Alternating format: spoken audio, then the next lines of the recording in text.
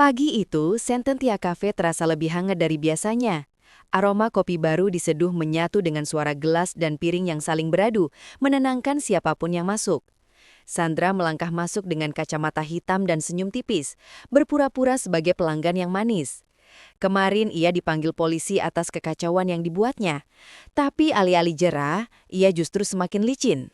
Dikta, pengelola kafe, membiarkannya duduk. Tidak ada alasan menolak karena hari itu Sandra terlihat tenang.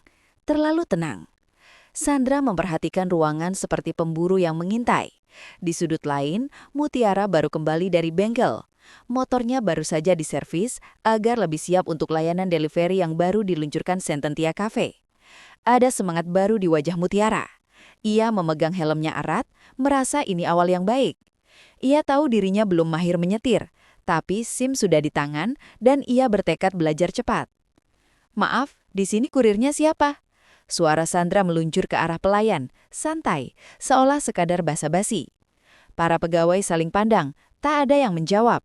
Mereka mengenal reputasi Sandra, jahat, licik, dan berbahaya.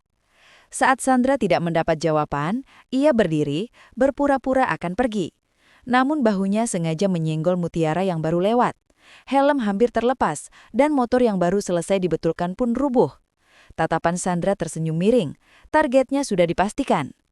Ia kembali ke mobilnya dan menunggu di kejauhan, menatap pintu kafe tanpa berkedip. Di kepalanya hanya ada satu rencana, hancurkan Mutiara. Dan lewat Mutiara, hancurkan Sententia Cafe, tempat yang membuatnya merasa kalah. Kejahatan itu baginya seperti permainan. Ia menyebut Mutiara dengan hinaan sementara dunia justru melihat siapa ubur-ubur sebenarnya.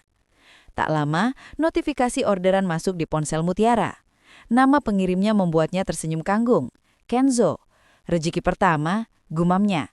Ia mengambil pesanan itu, kopi hangat dan beberapa makanan, lalu memasukkannya hati-hati ke tas delivery. Dikta memberi semangat. "Pelan-pelan ya, fokus di jalan." Mutiara mengangguk. Semua terasa baik-baik saja. Begitu Mutiara keluar dari area kafe, mesin mobil Sandra menggeram. Ia menunggu momen jalan sepi. Mutiara mengendarai motor pelan, masih belajar merasakan gas dan rem. Di tikungan menuju kantor Kenzo, jalanan mulai lengang.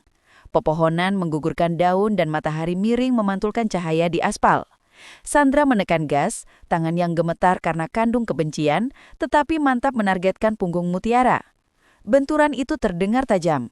Motor terpental, paket berserakan, dan tubuh Mutiara terguling keras di aspal.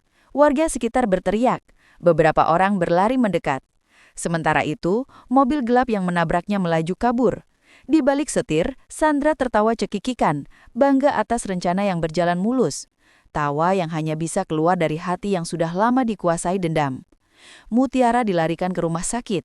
Di instalasi gawat darurat, perawat memeriksa ponselnya untuk menghubungi keluarga. Nama Kenzo muncul di daftar panggilan terakhir. Saat ponsel Kenzo berdering, ia menyangka Mutiara menunda pengiriman. "Kamu di mana? Kenapa pesanannya belum?" Suara Kenzo tertahan ketika dokter memperkenalkan diri. Panggilan ini dari Rumah Sakit Mulia. Mutiara mengalami kecelakaan. Detik itu dunia Kenzo runtuh. Ia berlari meninggalkan ruang kerja, menyambar kunci mobil dan memacu secepat mungkin. Dalam perjalanan, ia mengulang kalimat-kalimatnya barusan, marah pada Mutiara. Tidak tahu gadis itu terbaring antara sadar dan tidak. Sesal mengguyur seperti hujan deras. Ia memohon dalam hati, memanggil nama Allah, berharap satu hal, selamatkan Mutiara. Di rumah sakit, Kenzo bertemu dokter yang merawat. Keadaannya stabil, tapi butuh observasi, mohon bersabar dan banyak berdoa. Kenzo mengangguk, matanya selalu kembali menatap ruang perawatan. Saat akhirnya ia diizinkan masuk, Kenzo melihat wajah pucat Mutiara. Perban melingkari tangan dan kakinya. Napasnya pendek. Kenzo duduk, memegang ujung selimut. Air mata jatuh diam-diam. Semua perasaan yang dipendam pecah malam itu. Sementara itu, di luar, kabar tabrak lari menyebar cepat. Media lokal memberitakan mobil gelap dengan kecepatan tinggi yang menghantam korban lalu kabur. Desas-desus mengalir. Warga melihat mobil yang sama kadang parkir di suatu rumah mewah. Ada yang menebak merek, ada yang mengingat plat. Kenzo merasa ini bukan kecelakaan biasa. Intuisinya menunjuk satu nama, Sandra. Di tempat lain Sandra mengurung diri. Di layar ponselnya foto-foto Mutiara yang tergeletak beredar di grup warga. Bibir Sandra menyunggingkan senyum puas, tapi matanya waspada. Kalau ada yang kenal mobilku, tamat, gumamnya. Untuk pertama kalinya, bayangan mutiara yang jatuh menghantuinya. Ia tidur gelisah, menutup telinga tapi rasa bersalah yang selalu ditolaknya mengetuk pelan di malam yang panjang. Kabar kecelakaan itu sampai ke telinga Rianti dan Aurel. Mereka datang ke rumah sakit, Aurel menangis, menggenggam tangan Mutiara, memanggil namanya berkali-kali. Rianti berusaha menenangkan Kenzo, meski wajahnya sendiri pucat. Di balik riasan sempurna, kecemasan menggerogoti, ia tahu Sandra punya motif dan nyali. Terlalu banyak kebetulan yang mengarah kepadanya. Kenzo menolak pulang. Ia menghabiskan malam di koridor yang dingin, menatap lampu indikator ruang perawatan. Ketika pagi datang, matanya memerah tetapi tekadnya bulat. Aku akan cari pelakunya. Ia menghubungi kepolisian meminta akses ke rekaman CCTV di sepanjang jalur yang dilalui Mutiara. Respon pertama mengecewakan, tidak ada kamera jalan yang merekam jelas. Kenzo tidak menyerah, ia meminta semua. CCTV toko kecil, gerbang perumahan, pos keamanan. Butuh beberapa jam sebelum akhirnya sebuah video tiba di laptopnya. Ia menontonnya tanpa berkedip. Di rekaman buram itu, tampak mobil gelap melaju dengan karakter yang ia kenali. Platnya meski tidak seluruhnya jelas, cocok dengan mobil yang pernah ia lihat parkir di rumah Sandra. Dadanya mengetat. Amarah bertemu pengkhianatan dalam satu pukulan. Ia menutup laptopnya dengan telapak tangan gemetar. Bukan karena ragu, melainkan karena ingin segera bertindak. Laporan resmi pun dilayangkan. Polisi datang ke rumah Sandra keesokan harinya. Sandra mengelak. Ia bersikap kalem, menata alibi yang sudah disiapkan. Saya di rumah saat kejadian. Namun bukti makin menumpuk. Rekaman CCTV dari pos perumahan saat mobilnya keluar beberapa menit sebelum kecelakaan dan kembali dalam keadaan tergesa. Di mata hukum, kebohongan punya batas. Kabar bahwa pelaku mengarah kepada Sandra segera menyebar. Warganet bereaksi.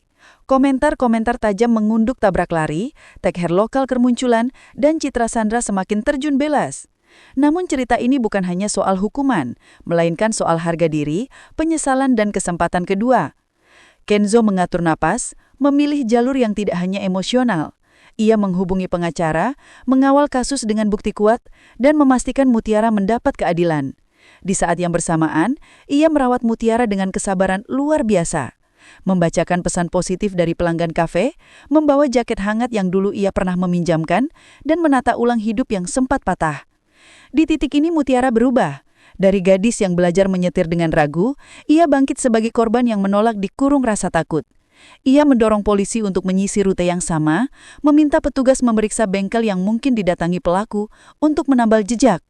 Keberaniannya menyalakan harapan, tidak hanya untuk dirinya, tapi juga untuk komunitas yang menolak tabrak lari dianggap biasa. Puncak ketegangan datang ketika rekaman CCTV baru dari toko alat tulis kecil mengabadikan momen benturan dari sudut berbeda. Bentuk lampu belakang mobil pelaku cocok dengan milik Sandra. Pecahan mika yang ditemukan di lokasi pun identik dengan seri mobil yang sama.